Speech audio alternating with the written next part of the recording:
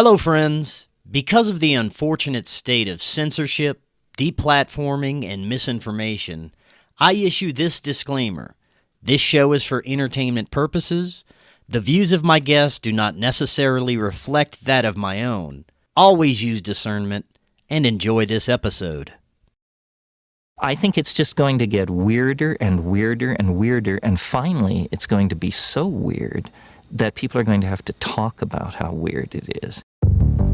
Eventually people are going to say, what the hell is going on? It's not enough to say it's nuts. You have to explain why it's so nuts.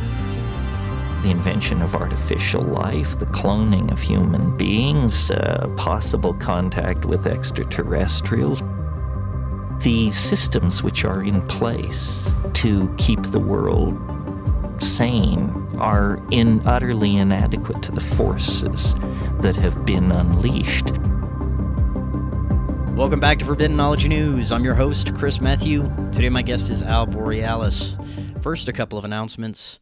If you're ready to start your microdosing journey, looking for the highest quality ingredients available, check out Brainsupreme. Use the link right in the description. Learn all about the product, and if you place your order using that link, you'll get 15% off the entire order.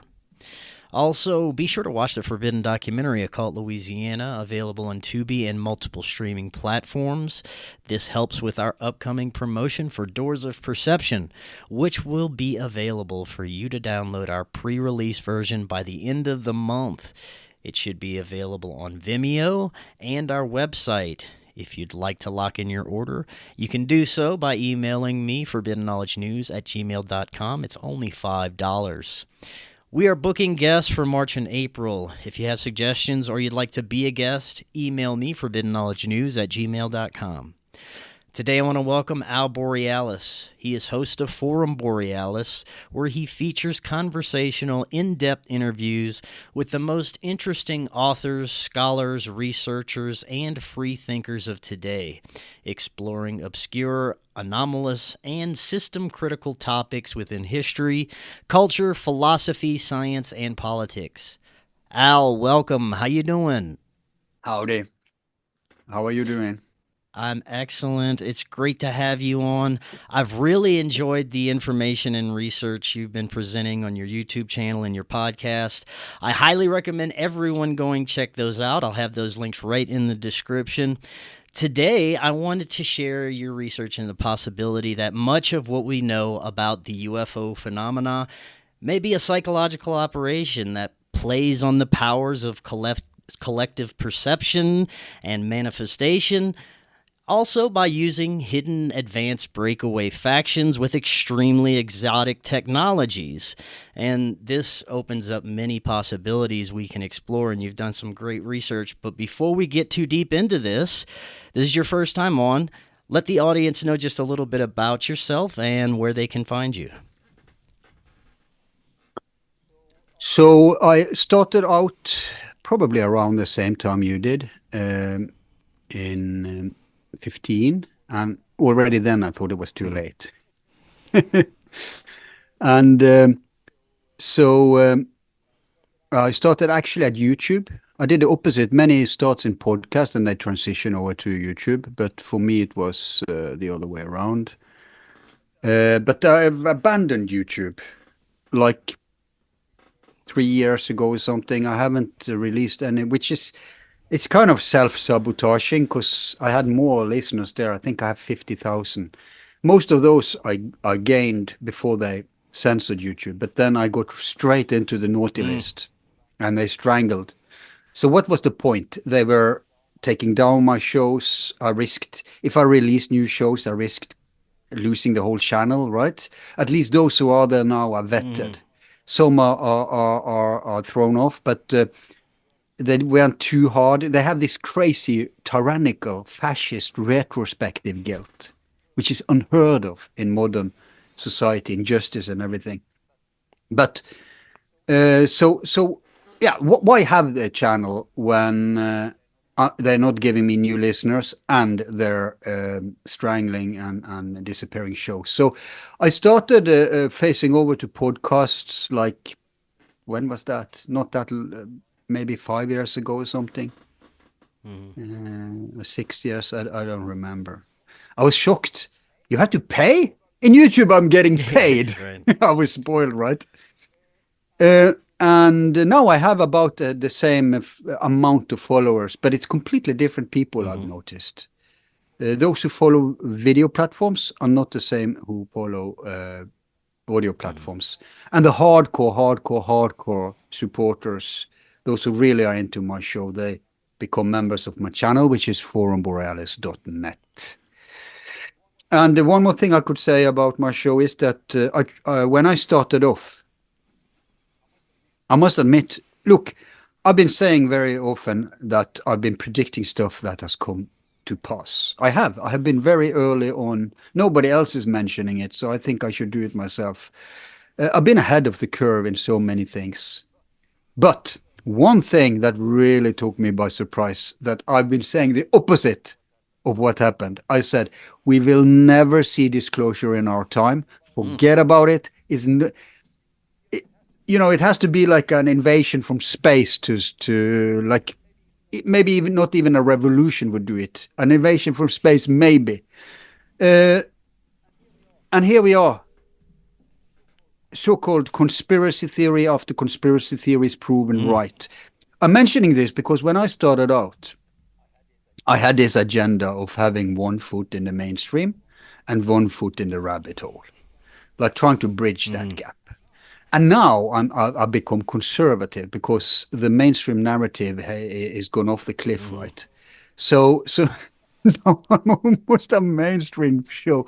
At least I can say I was early on with the stuff that is now acknowledged when people were laughing of it. Like, for example, only a couple of months after everybody knew what COVID was, I was out there saying, of course, I'm not I'm a pontificator, but the show format is like this. I'm interviewing people. So I had an expert on, and he established, no, this was my gut feeling. That was why I got him on. This is artificial. This is made in a lab. It is a bioweapon experiment gone astray, probably.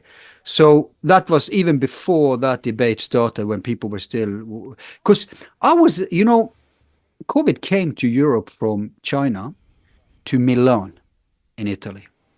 And they say it came, I forgot the date they say, but 3 months before the official time they said it came, I landed in Milan.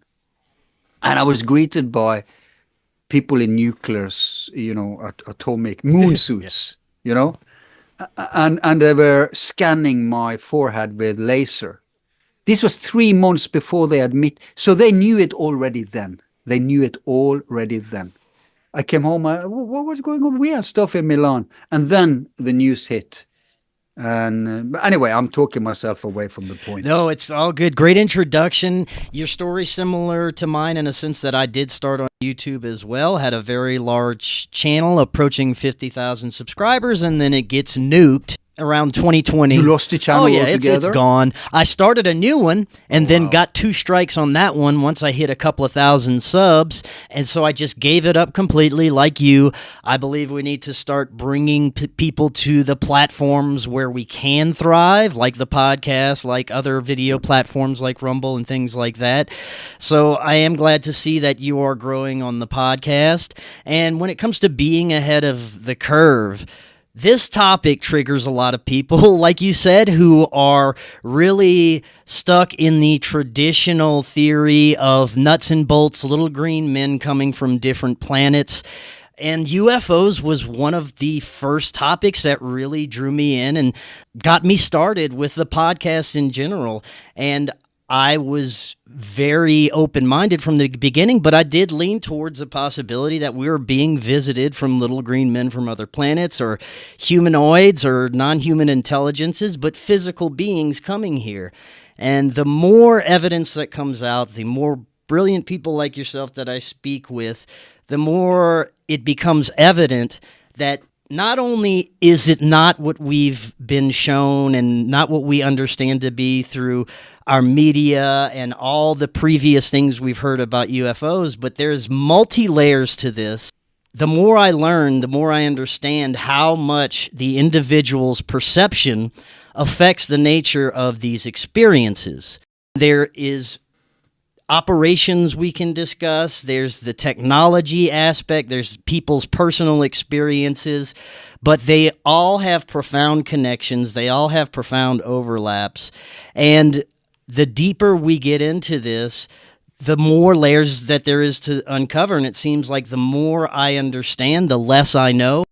It gets to be pretty convoluted at times, and to make it even worse, this community has been infiltrated with bad information that steers people in the wrong direction. From the get-go, That's man. it. So when discussing this modern operation that I believe is occurring, where would you start in our recent modern history when trying to understand this? I would start by categorizing it. Of course, there's a billion things because it's unidentified, right? But for the sake of our discussion, the interesting stuff, I would say, are 5 things. We can start on the physical level. Since the Second World War, sometimes in the late 40s, early 50s, they've had the capability to go at least to the moon, probably beyond already then. I'm pretty sure we've set foot on Mars and on Luna, of course. We probably have bases there today. You know how it always works? It's like they announce something. That's when it's so downgraded that the plebs can have access to it. That means, you know, they're always light years ahead. Like the internet wasn't invented when we got access to it. They had played around with it for decades. This is how it works.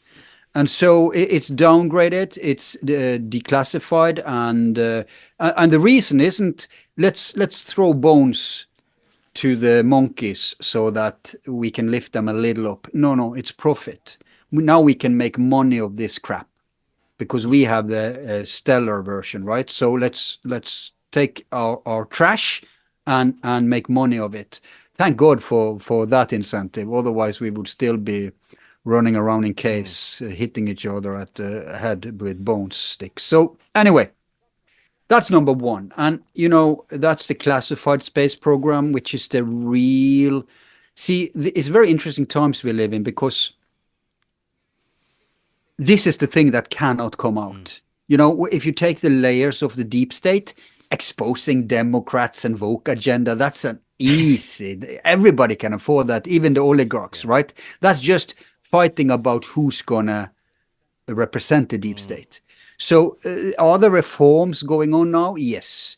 Will they be permanent so that things are permanently better? Maybe. I don't know. We'll see. For example, the anti-censorship thing, like YouTube is on borrowed time because if they implement what they said, they're going to make stuff like YouTube. They're going to say, yeah, you can censor, but you're losing all protections, meaning anyone can sue you. Because now you're going from being a bookshop selling books to becoming a publisher. You can sue a publisher for something in a book. You cannot sue the bookshop. It should really be the author you sue, right? Which you also, I suppose, I don't know if you can that, but you can at least the publisher. So the video platforms have had it both ways. They've been editorializing while, no, we just a bookshop. YouTube, last man standing, worst censorship of them all. Worse than Twitter, everything. And the reason being they are a cutoff of CIA. They are a direct. The deep state is basically running YouTube at the end of the day. These CEOs, etc., they are answering to people. So we'll see what happens there. YouTube can't survive if they continue with the censorship. So I have high hopes. So we will see some good things. But at the end, when you peel the onion, at the center of the really deepest, darkest taboo is the classified space program. Now, is that spilling over to stuff like time travel or to the Die Glocke, the Nazi bell, etc.? I cannot opinionate as certain about those things. All I can say for certain is since the 50s, we mastered anti-gravity. The second physical component is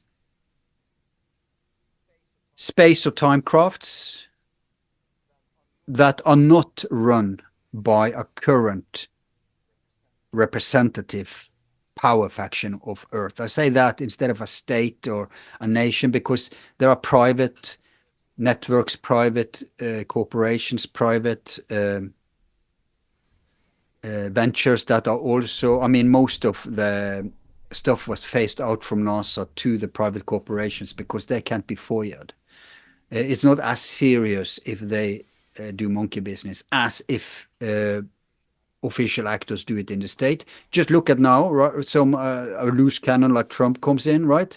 Now they're suddenly accountable. That's what they've always been fearing. That's why, even though they haven't been accountable for 50 years, they've always made sure to cover their tracks and their back in case. So, but there is another player or more. We just say non-terrestrial. Doesn't mean it's, lizard people. Most probable, human beings. Most probable, many people talk about the Nazis, etc. I don't know if they had enough time. But this isn't the first time we've colonized the moon. Or Mars for that matter. So there may be still players out there who is... I'm not saying that's their home base, but there are someone else roaming around. So that's two of the bits. We can talk about any of them if you would like. But the more exotic stuff is number 3. There are life forms. There are life forms in space. Now, are they these life forms completely physical, meaning, for example, they may be plasma-based, which is really the transition phase between the frequencies we define as physicality and what we could call metaphysical. See, a big problem in our dualistic world, in our polarity world, is that people think of there's the physical and there's the spiritual or the non-physical, and never shall those two meet. And then some people, they don't believe in the spiritual. They only believe in the physical. Granted, there's not many left because you have to go out of your way to be stupid if you deny the metaphysical aspect of reality. Another thing is you can say we don't know too much about it. It's so vague, it's ethereal, we can't touch, feel, and see. Yeah, okay, fine. But you cannot deny you are, at the end of the day, basically consciousness, right? So, but this is the problem, that it's split. In reality, existence is, maybe Anthony Peake talked about this, but existence is gradual strata of vibrations. That's it. There's no hard limit saying here the physical stops, here the metaphysical starts.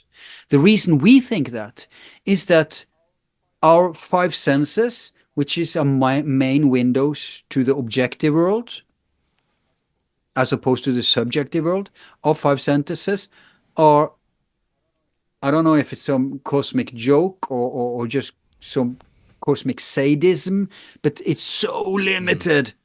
Certain ranges, and that's it. This is all you are allowed, privileged to perceive and experience of this huge universe. We're probably the laughingstock of living beings in the universe. We're like ants in terms of consciousness range. So we think anything we can perceive through those 5 senses, despite the fact that we are ingenious enough to invent methods and tools to expand a little bit. Like, for example, we can look into the X-ray thanks to tools, right? Some people, clairvoyant, etc. Yeah, we can discuss that. There are anomalies among human beings. The more we become, the more anomalies we will see. So, but the general rule is that we cannot perceive more than just a fraction of existence. Now, this isn't true for other creatures. And plasma is at the level, I would say that when we zoom down, atoms are the last man standing in terms of physicality. All subatomic particles, which really are waves, but they become particles as soon as we perceive them, like frozen. A particle is a frozen wave in time and space. Then we are talking about the first steps to the non-physical. Plasma is above fire. I'm used to operate in classical esoteric terminology, but I'm trying to always convert it to modern science speak so that more people follow me, because that's what people have learned in our day and age. Of course, I wouldn't speak like this if I was conversing with Francis Bacon or Pythagoras or something. Then I would go straight to the classical language. But these are just language. It's a language. Terminology is a model of what's real. Okay? So like Kant said, what's real is the thing in itself. But we cannot perceive that. We can never know anything in itself. We can only know it through the thing in us. Everything has to go through our filter, our glasses, our biases and our perception and our subjectivity, etc. But anyway, so I would say then that plasma is the transition state. And there are beings at that level. And these beings are out there. They are floating about between Earth and the moon, for example. And God knows how prevalent these are. So this I know for a fact. There's evidence for this. So I'm not even speculating here. What's that, number 3? Yeah, then there's number 4, which is now I lost my own thread. So I said beings. Yeah, then there's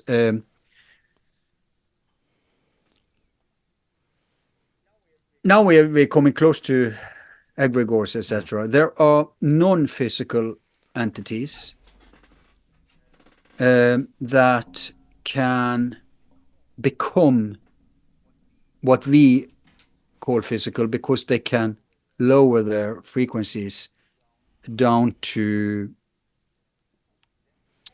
everything is energy, right? Everything is energy, whether it's consciousness or what we call physical, etc. But where is this energy operating?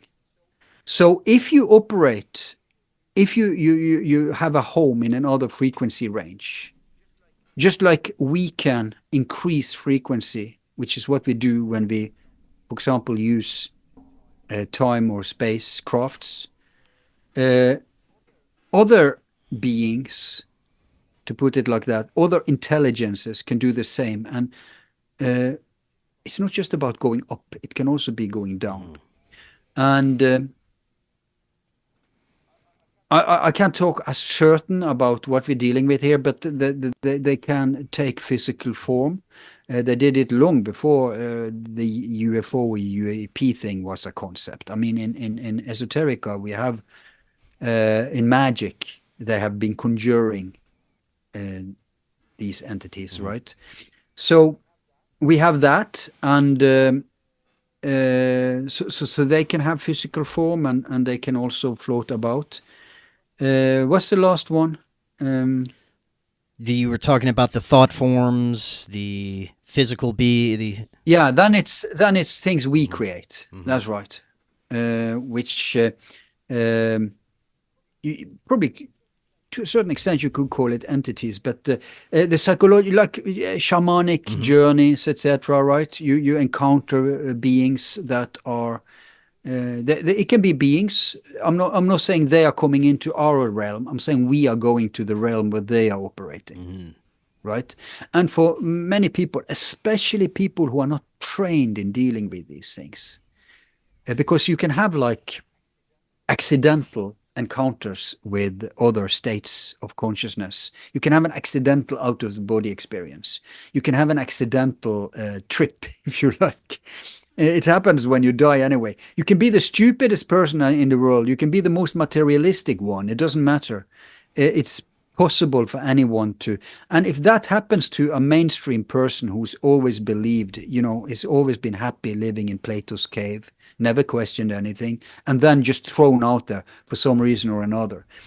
They can't say for certain what's going on, right? They will project. For number one, projection is the strongest element in play for all these things, for everyone. So they would say that, yeah, it was gray, it was whatever.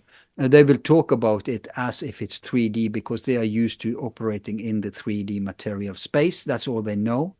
They won't know that something else happened. Remember, many of these can also influence us on that level.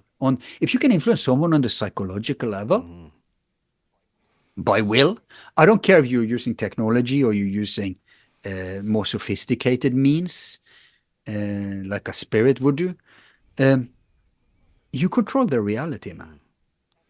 And therefore, I'm not saying it's not interesting to listen to these reports. I'm just saying you have to be very meticulous when we classify them. It's like near-death studies, right? We have to peel off the subjective layers. How much of this is coming from the individual itself? How much of this is objective and common for everyone? So you have, you need as many people as possible. Let's say you have 10,000 near-death experiences, but then you also need them in both genders, in all ages, in all cultures, and all religions. Very important. So you have to have both time and space. You have to look. So you should ideally also have people in the past when there was different zeitgeists, and then you can start looking at what are common denominators, what are objective here, and not just because most people. You see this in the New Age movement all the time. They follow any random guru walking by. Now, it's fine that people can have insights. It's fine that you could have understood something. But most spiritual truths are subjective, unfortunately. And to get to the objective spiritual truths are very hard. Most religions, too, are based upon founders that... it's still they're operating in a subjective world, and that's has a limited value for anyone else than yourself. You're not meant to, announce to the world all the answers of the cosmos. You're meant to finding them for yourself and use that to get yourself ahead. But people are like, there's one rule for me, another for you. Classical psychological thing, right, is I want to censor others because they can't be responsible for dealing with knowledge. Instead of facing, like Jung would say, your own inner chaos, you're trying to control others. So this is the human condition. We're at a so low level of consciousness and perception and everything, even where we are operating. We really should be ashamed of ourselves. I wonder if we are like, if this was a school, we are that naughty kid in the corner with the donkey thing on. So I can't wait to get out of here. That's one reason to be into esoterica. It is to accelerate your own pace so you can, enter another level of class. But there's so much to, it's not about understanding as much as possible, like people think. I wish it was. I mean, there's so many brilliant psychopaths. They will be ahead of us then. No, unfortunately, we have to take our emotional body with us. And that means, oh my God, we have to love everyone. We have to be patient, tolerant, blah, blah. We have to be like a parent is with a child when you really just want to punch them in the face, right? So it's going to take time for all of us. Anyway. Well, I think right now we're in a very important time when it comes to the awareness of those things that you were just discussing, and I have hope that more people are reaching higher levels of that awareness. When it comes to trying to understand the UFO agenda, the narratives that are coming out right now, trying to peel back at least some of the surface layers, you mentioned the Nazi regime, and that time period seems to be a very critical period, at least when it comes to development of some of the technology that we're probably been exposed to when it correlates to the UFO phenomena. But as far as peeling back a few layers of the surface information that we hear about the possibilities of what the Nazis were doing, secret societies channeling non-human intelligences, developing UFOs, secret bases in Antarctica. These are the things that come out of the surface level conspiracy community these days. But what can we peel back to understand deeper levels to this time period and its importance in what's happening? I think the most important thing we can take out of that time period is that before the war, there was an openness in society. Of course, there was biases. Of course, there was power cliques. Of course, there was ideological, but it became institutionalized. The poster boy for this is Dulles, right? Whether the Nazis, who took over, who called the shots at when, or what, let's deal with our current power elite, okay? No matter where they came from or how they developed. And some of the things that the new administration in America is dismantling, I think they're actually not knowing what they're doing in many cases. They're dismantling a lot of the heritage from that time. So in the 40s and the 50s, everything, they just like, okay, we have to stop. It exploded in the 20s and the 30s. We're knowing too much. Before that, it was great to be on the side of progression and science and optimism and believe in the future and everything, right? Because they hadn't hit that wall yet, where at some point they realized, oh my God, the power that's possible with all this. Oh my God, the control that's possible with all this. And then it's the paranoia and the selfishness, right? And the projection. Oh my God, it means others may do this to us.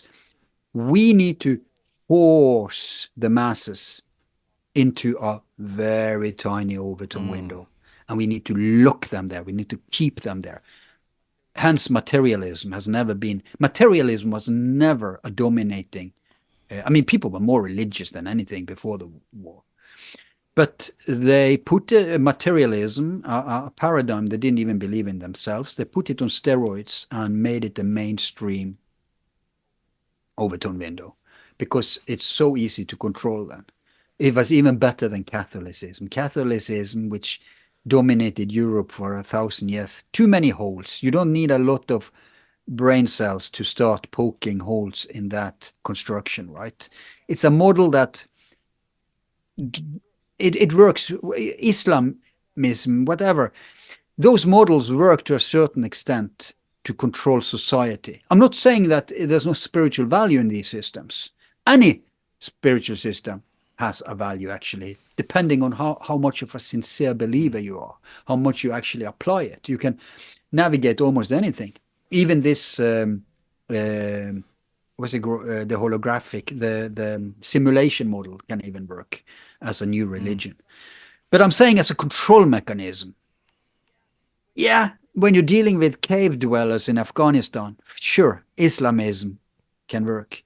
So Catholicism, Protestantism, whatever, all these isms, even communism, the Soviet Union, well, I would say they were, using materialism to a far extent. But even though they were experimenting with parapsychology and all that, and they were aware of the metaphysical stuff, but all this stopped working as effective tools for suppression. Anti-materialism. So I would say the heritage from the war was that everything fantastical, by the way, the definition of fantastical would be anything going beyond those tiny silos that we were forced into. And anything there, it could be tolerated to a certain extent if it didn't have any practical value. So if someone was remembering their former lives, sure, have at it. But if you go further and let's say free energy, or now we're talking tangible stuff. Now you're threatening powerful interests. That cannot stand. And so that's the most important. And then what does it matter if it was Nazis or the Anglo-American fascism? It's all fascism at the end of the day. It's all anti-human, anti-democracy, anti-autonomy, and anti-decentralization. In other words, it's centralization. So it's centralization It's anti-free speech. It's manipulation. It's sheep herding you. It's controlling you. All that stuff. I don't care if it's comes with the hammer and the what you call the other one in the Soviet flag? Sickle. The hammer and the sickle. I don't care if it has that symbol or if it has the swastika or if it has the dollar or the David star. You know, it's still doing the same thing to me. It's not letting me breathe. It's not letting me explore. It's not letting me grow in freedom. All children who grow in freedom become smarter than, even in animals, wolves are 10 times smarter than domesticated dogs. Wild sheep are 10 times, boars 10 times more. This is the same for the humans. So we are living in a construct, and I wouldn't even mind it. Look, if it was a real theocracy, like aristocracy, which originally meant the best people, not like now when it's the real word, what we really call aristocracy has another word. I forget it in a moment. But if it was the best and the bright, enlightened people, good people, people who wanted, how can the human race grow and prosper? Then, okay, you do these things. I have my own stuff going on. But no, everybody has to be engaged because it's the lowest and the dumbest among us, the most greediest, primitive, evil people among us who are calling this. Those are the ones ascending. We live in a system where the only reward for anyone grasping power is to abuse it. So those are the people who want to take it. And everybody else, the better of a person you are, the more naive you are, the more gullible you are, because you project your own goodness. Everybody projects, good people too. No, they could never. Oh no, if it was me, I would think of health, I would think of enlightenment. No, sorry, mate. It's not how the kindergarten is organized. Right on. It's the Lord of the Flies. Yeah. Well, you mentioned that we do have a very advanced hidden secret space program, that we most likely have already been to Mars and the moon. Talk a little bit about what you know about this program, the state that it's currently in, what we know of the conspiracy community secret space program is much more fantastical and probably has a lot of elaborations and nonsense in it. So talk a little bit about what's most likely really in place. So this has been investigated and written about and researched and explored for a long time, but it never got traction. Then internet came, and I would say around 2010, 2012, it started to get traction. And all the right people they were having conferences, they were discussing it, and it was very sober. It was something that should have come out now. It's like how they some people treat the UAP thing now. And immediately it got hijacked by this fantastical bullshit, which is always what happens, right? And of course it's an op. Even if it wasn't an op, it would have happened. Because there are always these people that want to make a name for themselves. They are fast and loose. They want to earn money. They want to become gurus. They always seize upon what's popular. Now, this is popular. Antarctica is popular. A classified space program is because it triggers people's imagination, right? And it's such a huge lie. What if it's real? What if there are structures and ruins on the moon and other objects in the solar system? It's just the same as what if there are spacecrafts out there, right? So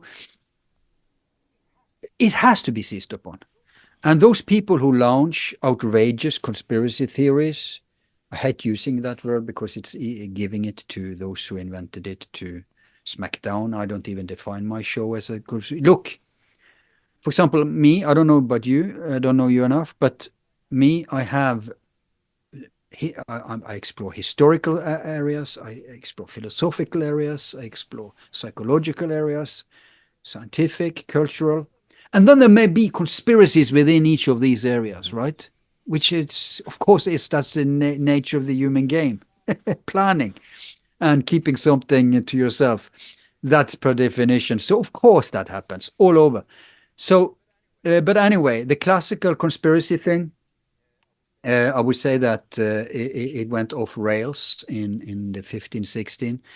And now even me, who was interested in it, I got allergic to it because, oh, it's so tainted. And, the effect of it is that this fringe of the most naive or extreme, those who would be fundamentalists if we were if everybody was Islamic, there would be someone, that was the only, some would be fundamentalistic. If everybody was Christian, some would be fundamental. Yeah, it's the same here. So the less intelligent or the mentally unstable or the half psychotic people, they go full way into the fantastical, over the top stuff, and it drives sober people away. And that's the intention of it. That's why it is like that. That's why they want to launch outrageous hypotheses that are presented with high certainty by these self-appointed gurus or chills and agents. So, but anyway, I hope we can. I see ways we are converging back to the beginning again. For example, mainstream journalists and researchers who are new to the UAP thing, who sincerely wanna, like this guy. What's his name? One of those guys who did the Twitter files. What's his name? It was Mataibi and this other guy. Yeah, I'm not sure the name. I think I know who you're talking about, though. Yeah, he knows now about this classified space program, and there's others too. They don't know how deep it goes. One of the Congress people knows about it. Yeah, the one who was interviewed by even Tucker Carlson is aware of it. So now people who weren't aware of it are becoming aware of it, and these are serious people. These are honest players. Okay, they are not in there to create a new cult, a new religion, or they want to hear about how the lizards are fighting the greys on Mars, right? So I think it's very close to disclosure, especially since they're going to audit Pentagon. Now, Pentagon itself is just playing with some toys. Everything that's real about this is expropriated to private players. But there are tracks and trails. It's going to be very hard for them to cover up those. Billing the state $100,000 for a nail, right? So that they can take 999.99 thousand into the classified space program. When there's no oversight, you get away with that shit. Now, they are very... so at some point, I think the Trump administration will stop peeling the onion because it's going to blow up in their face if they go all the way. They can't do that. Of course, on the other hand, you have the players... it's not like one there's different kind of insiders, and they have access to different kind of inside games. Okay, some are overlapping, some are aware of each other, some are unaware. But whoever you are on the inside, you are I think more and more of them are going to throw in the towel and think, okay, how can we now come out with this in a way that doesn't... See, what did they do in South Africa? It was not Palestine. It would have to be something similar if it's ever going to be solved. They had this truth, and I forgot what it was called, but like a forgiveness commission. So, first of all, we're not going to retaliate as long as you put all the facts on the table. This is what will have to happen with the real deep state too. Going to say how much, I hate it as much as the next person. I would want to, flog their balls from now to eternity, but it's not going to work. They're going to be hostile to us forever because you're not going to get any jail time. We're not going to punish you in any way, shape, or form, but you have to come over and play for us now. You have to put everything on the table, and you have to help us go even deeper. And so the next layer of people we are flushing out, smoking out, same amnesty to them, etc., until you're at the bottom of the. That's how it will have to go, unfortunately. But so, and then accountability from now on, and all the bad people will have to get away with it. But that way we will get there, and they are trying to do this, and that's why you see, for example, they say now we're going to go to Mars. That what that really means is now we're going to slowly disclose that we're already there. Because in your and my lifetime, we will be on Mars. That's going to happen in our lifetime. Now, if you go 1 or 2 generations from now, it's going to be very exotic when we really went there for the first time. It's not going to matter because they're going to have their issues to deal with. Maybe there's now maybe the Mars colony has declared itself separate from Earth and joining forces with the moon. They're going to have another reality to deal with, man. And then there are going to be some people who dig up, yeah, you know what? We actually came to Mars. The real history of Mars was that, blah, blah, blah. When actually just one generation, when all the people who matters are dead, everything will come out. The reason they can't do that for example, the JFK thing or the 9/11 thing is that the institutions who were around are still around and still have power. And it's not even that, it's that people are still looking gullibly at those institutions. If those institutions are dismantled and they get new names, that may be one of the reasons they're doing what they're doing. They are taking down the slush fund of CIA, US aid, really USA idea, had never anything to do with aid. They're taking that down, killing it, but you can be sure some of the main programs are going to be continued in other state outlets. Yeah, I'm cautiously optimistic about some of the things that are occurring, but I will keep a close eye on it. But go ahead, what were you going to say? Yeah. No, I'm just saying then, when there's CIA isn't any longer called CIA, they can flush out their crimes because the people who did it are dead, every relevant people are gone, and the label it was under is gone. What does it matter? Look how transparent we are. Right. You're only transparent if you're truthful about your own monkey business in real time. Right. But they're going to get a lot of freebie goodwill from. But I think, I mean, I'll take it. Yeah. At least it's something. Yeah. We've been kept in this insane bubble. This is why I launched my show. I didn't launch my show to explore stuff mainly that I myself are particularly interested in, because I have many interests that are not covered in my show. And like I said to you before we began, esoterica, which is my main thing, I don't have many on there because I'm so critical, because I know something about it. I wanted more of the fantastical stuff out there. Bridge the gap between those who believe in anything coming along naively and those who didn't believe in anything. See if we can find this middle space where we can find some kind of truth. And it seems to me that reality has caught up with me. And that's where we are, and that's where we're going. So I think I'm optimistic in that way. The fact that they're talking about Mars means we're going to see it come to fruition soon, officially. Same with AI, same with all of this stuff. Whatever they are announcing, they've already been there and they're far ahead. Right. Well, let's get to the deeper possibilities when it comes to disclosure, what we've been experiencing, and what the collective has been presented when it comes to the UFO phenomenon through cinema, media, other people's experiences, the quote-unquote experts. It seems like there are deeper levels to just seeking power, just seeking control over the masses. And there does seem to be a metaphysical aspect of this that manifests in the collective, also in individual people's lives for unknown reasons, unknown triggers.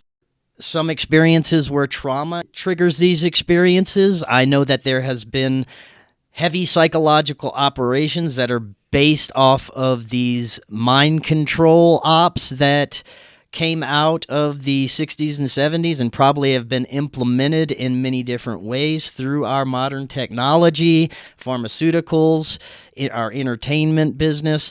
So culture creation has taken place in many different formats, especially when it comes to this UFO phenomena. But what do you think are some of the deeper levels and purposes for it? So at some point, the power players, okay, let's not even identify them. There's human beings around in control of our society, and they have access to different stuff. I'm talking generically. So at some point, they became aware that there is a reality that we cannot access with our senses, higher frequency reality. And they also realized that it's a very thin veil between it. Actually, there's no veil. The veil is created by our senses. And they also realized that human beings have the capability to operate on other frequencies than where we sense. And they also realized that there is an organic way to achieve this, which has been done since the dawn of mankind. And a so-called enlightened person, I'm not talking about this classical stage guru. I'm talking about a real enlightened person would never, ever cease attention, would never put him or herself out there and try to gain followers, okay? That's not an enlightened person. Anyway, let's not go there. So, but the problem with becoming an enlightened person, and I'm talking generic about that too, because there's different ways to become enlightened, different areas, etc. We all have almost an unlimited field of area to plow, to develop. But they realize that it's mutually exclusive to their self, because these people are power people. They are petty, they are greedy, they are petulant, they are selfish, they are primitive, they are impatient, they are materialistic. Many of them are evil and sadistic. So, like, they have all the wrong qualities to conquer and seize this domain by themselves organically. But can it be done in other ways? For example, can we take one of these people? They never put, for example, who was put into these programs of developing Farsight, what's it called? Farsight Institute? No, the ability. Oh, remote viewing? Remote viewing. Yeah. Or astral projection, all that. They always need to take normal people who are buying into the system. And a soldier, for example. Yes, I represent my homeland and I believe in the flag and all that. So what do you want me to do, right? So they take normal people. It's very hard for them to cooperate with actual enlightened people, but they have to take people with potential. So that's one way they can do it. They can put the plebs in and experiment with the plebs and see how far the plebs can go and see if they can steer results that way. The Soviets did the same, right? They had people who worked for their agenda. But even a better way, because you never want to work with human beings. The problem with human beings, this is why they need AI, is that human beings have not consciousness, but conscience. Yeah. Is that what you're saying? Have a conscience. A conscience. They have ethic. They love other people. They have ideals. Maybe they believe, like an Edward Snowden, right? Morality. If this was 20 years in the future, they wouldn't need Edward Snowden to do whatever he was doing. But now they needed normal people, and normal people are going to be a disturbance when they start peeling off some of the layer of how rotten it is underneath. And then it's unpredictable how they will react, right?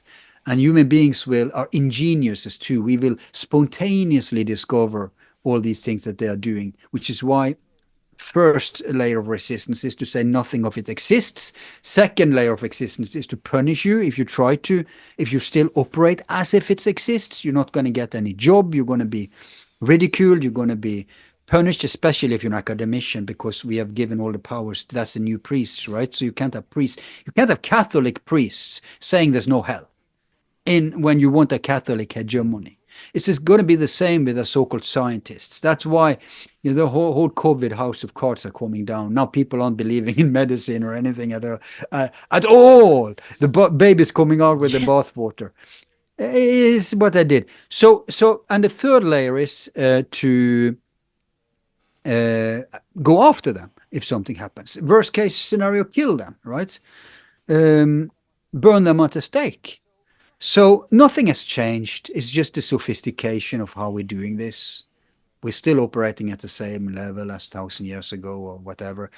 So machines going to be better than humans. Can we use machines to manipulate consciousness? Can we use machines to open a little filter, open some vortexes, open some looking into the range of, because then we don't have to deal with any of these pesky human beings, normal human beings. Then we, the elite, the powers that be, the psychopaths, can advance our agenda freely. And this is what they're doing and what's happening. And they wanna root out human beings that have too much of a spiritual footprint, which is why the more spiritual you really are, the more under the radar you try to go. And the less people will know about you and have heard about you. So this is the reason for secret societies to begin with, because nothing new under the sun. It wasn't primarily to operate in secret to do evil, which also works, of course, but you don't have to do that if you are almighty. Now, the Dominicans didn't have to be secret about burning others at the stake, right? Sure, they could have some intel, spy groups, whatever, because it's so evil what we're doing. It's so anti-human what we're doing that not even our own can know about it. Yeah, sure, those things. Like a Pope raping plebs in the Vatican behind the scenes. Sure, stuff like that can go on. But for the most part, if you're going to be a political player and operate in secrecy, it's because you want to usurp the current powers. So it's usually how you get a revolution about is that you organize in cells that when the secret police come and get you, you only know about your immediate, like there are protection mechanisms. And in spiritually, it's the same thing.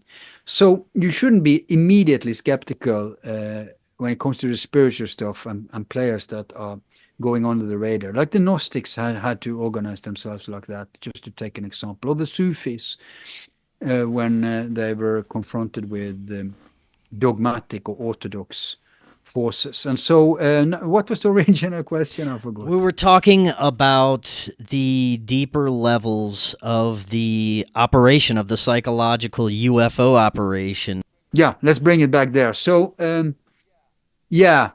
so we know for sure that there are metaphysical aspects to it. And that's because even the physical UFOs, meaning even the gizmos, even the machines, become metaphysical in some point.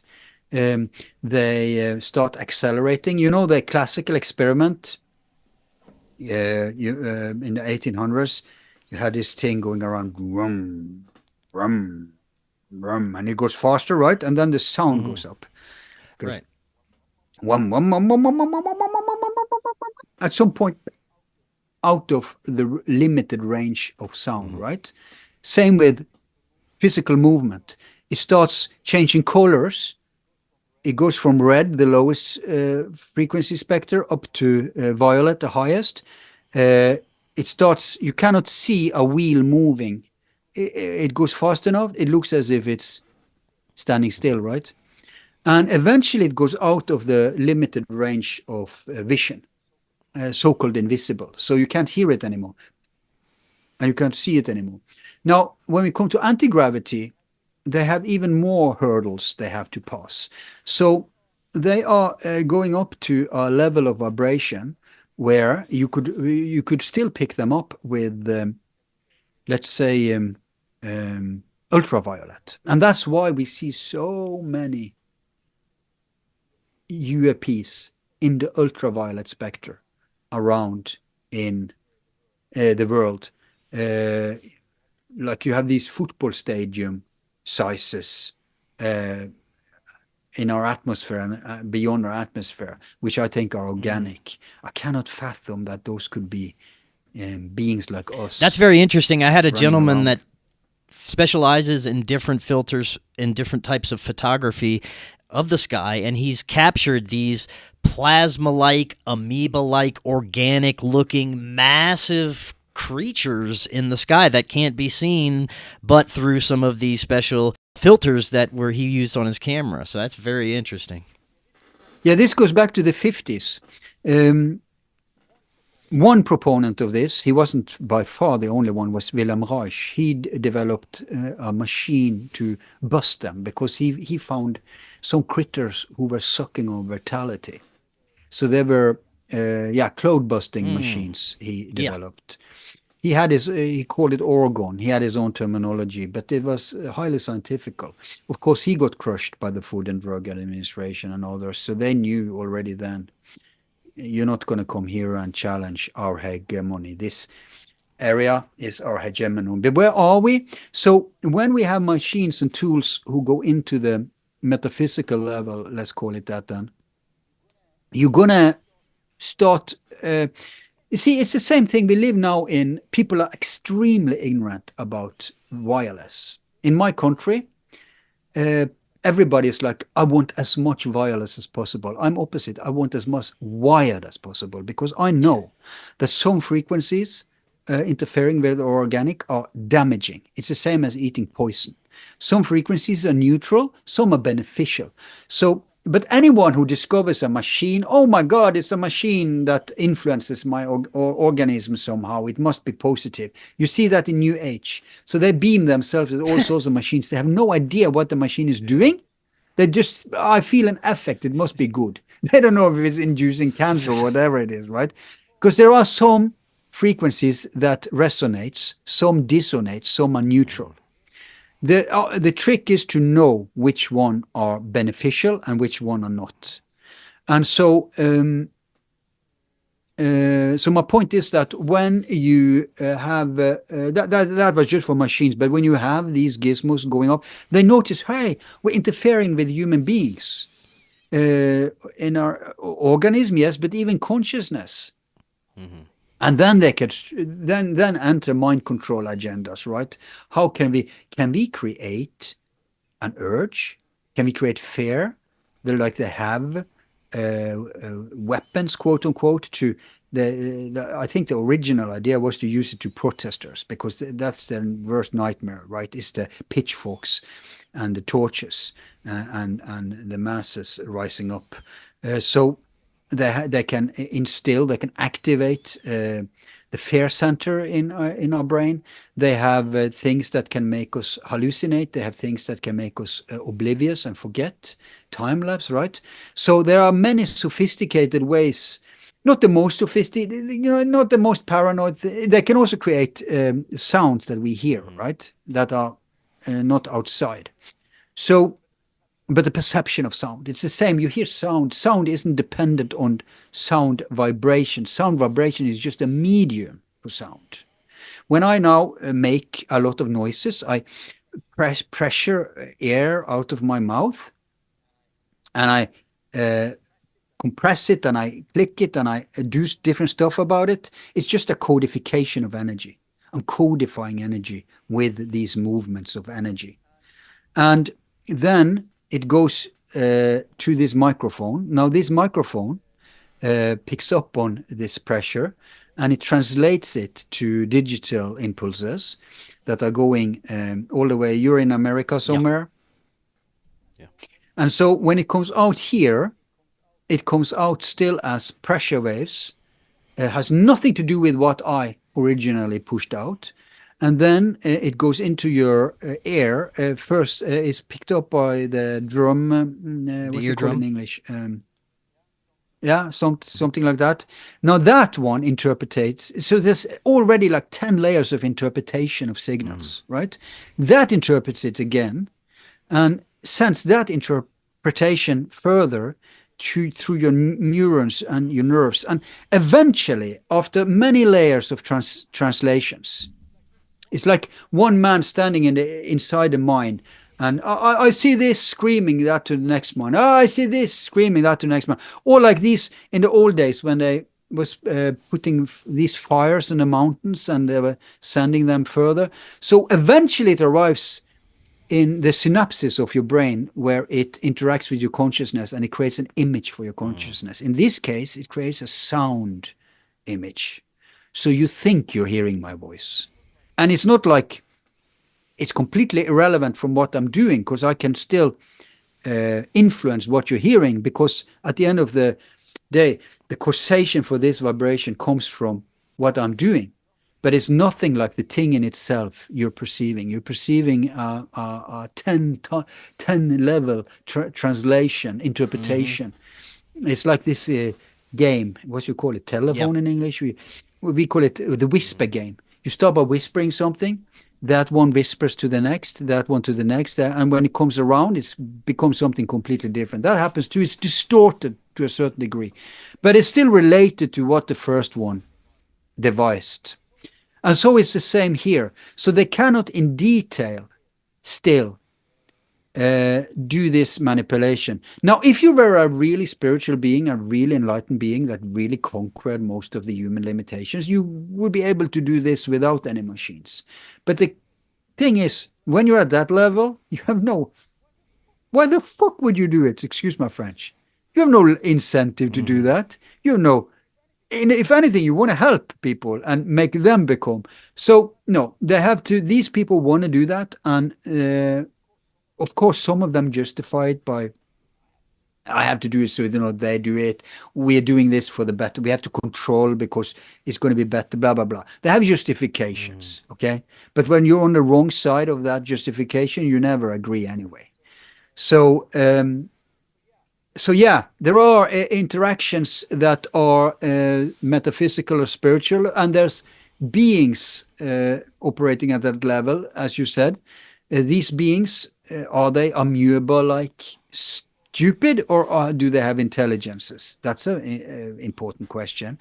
And then you have, at any rate, they seem peaceful, because they never retaliate or anything, very rarely. If they do anything like that, it's defense. Like some of these UAPs running havoc now, these drones, obviously, from our civilization, at least human physical players, they would belong to the first category I talked about, the first or the second.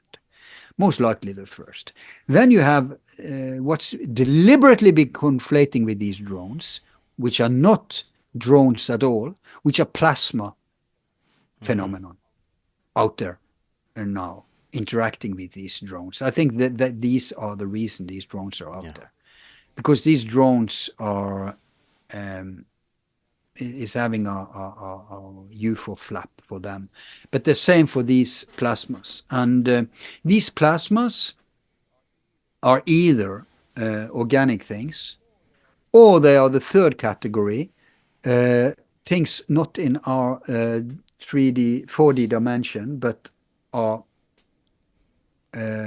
operating temporarily here to interact with us for some reason, whether they're exploring or whatever they're doing, cleaning up our mess to some extent, seems like in many cases. It's not the drones that are hovering over the nuclear sites. Yeah. They could also be creations of our own fantastical mind. We are loose cannons. Poltergeists, always teenagers. Children or teenagers with a lot of superfluous psychic energy that are completely uncontrolled. So in a similar way, it could be a spill, a collective spill, like an egregore like that, or a tulpa. And then here in Norway, since 81, we've been having scientific open studies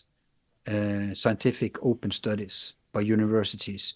Nothing classified, nothing military, nothing secret, nothing fringe of UAPs, because we had a UFO flap in a remote valley, and it never stopped, and it became a gold mine, and nobody has heard about it.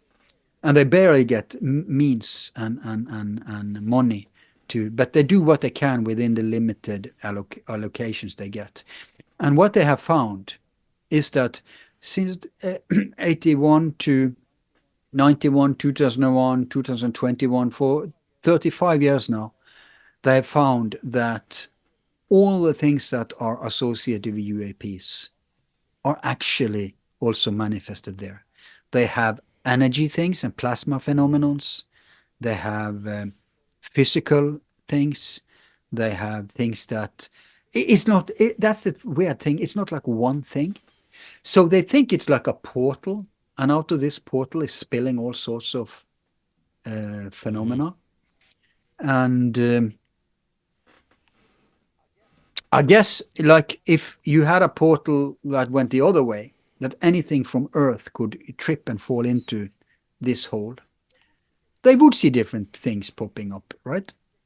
They could see humans, animals, machines, plants, whatever. So maybe who knows how exotic the flora and fauna is at the other side. Right? At the immediately level above us. Remember, there's many levels. And then you have another phenomenon, and that's that there are entities in our universe which are super advanced. Like, remember, why did they worship the sun? Were they superstitious and they didn't know any better? No, had nothing to do with that. Even that civilization, those civilizations knew the earth was round.